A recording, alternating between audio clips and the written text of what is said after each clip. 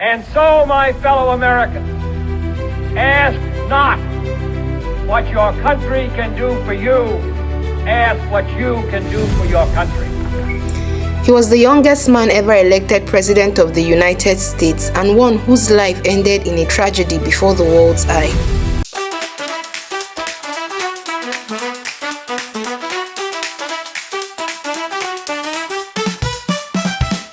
John Fitzgerald Kennedy JFK was born in 1917 into a powerful family in Boston. The Kennedys were wealthy, ambitious, and Catholic, an identity that often made them outsiders in the politics of the day. John, or Jack as they called him, was frail in health, sickly as a boy. He suffered from back problems and illness all his life, but he had something that illness could not steal: charm, wit, and a fierce desire to serve.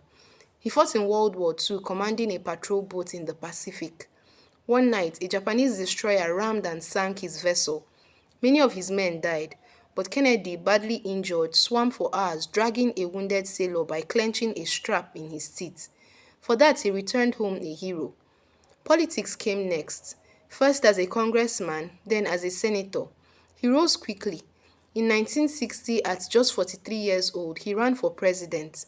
His opponent, Richard Nixon, was older, experienced, and favored to win. But then came the first ever televised presidential debates. Millions watched Kennedy, handsome, confident, calm, and Nixon, tired and sweating under the lights. Television crowned the victor, and in November, Kennedy won by a razor-thin margin. On January 20th, 1961, he stood before the nation and spoke the words that still stir hearts. Ask not what your country can do for you. Ask what you can do for your country. America had a young, energetic leader full of vision. But the world was on edge. The Cold War, the nuclear threat, the clash with the Soviet Union, all of it sat on Kennedy's desk. In 1962, the Cuban Missile Crisis brought the planet to the brink of nuclear war. For 13 days, Americans held their breath as Kennedy demanded that the Soviets remove their missiles from Cuba. Through tense negotiations, the crisis ended peacefully. Kennedy was hailed as the man who had stared into the abyss and pulled the world back. Yet at home, he also pursued civil rights, calling America to live up to its promise of equality. He inspired hope, especially among the young who saw in him a new future. But then came November 22nd, 1963. Dallas, Texas.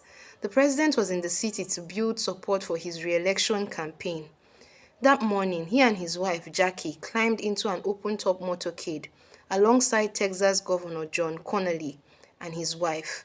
Crowds lined the streets, waving and cheering.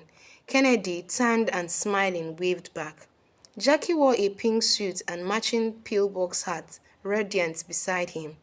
At 12:30 p.m., the motorcade turned onto Elm Street, passing through Dealey Plaza. The car slowed near a greasy knoll. Then suddenly, gunfire cracked through the air. Bang! The first shot struck President Kennedy in the neck. He lurched forward. Another shot rang out. Bang! This one fatal, shattering his skull. Jackie, in horror, reached across the car, trying desperately to hold her husband together. Chaos erupted. Screams filled the plaza. Secret Service agents leapt into action. The limousine sped toward Parkland Memorial Hospital.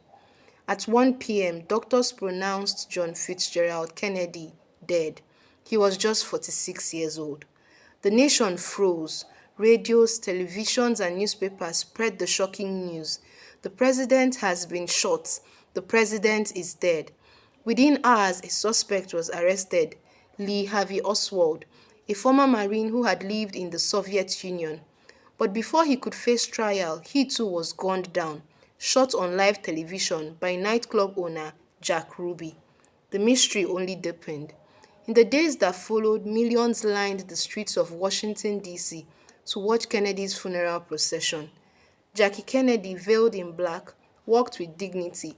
Their young son, John Jr., just 3 years old, gave a small salute to his father's coffin. The world wept.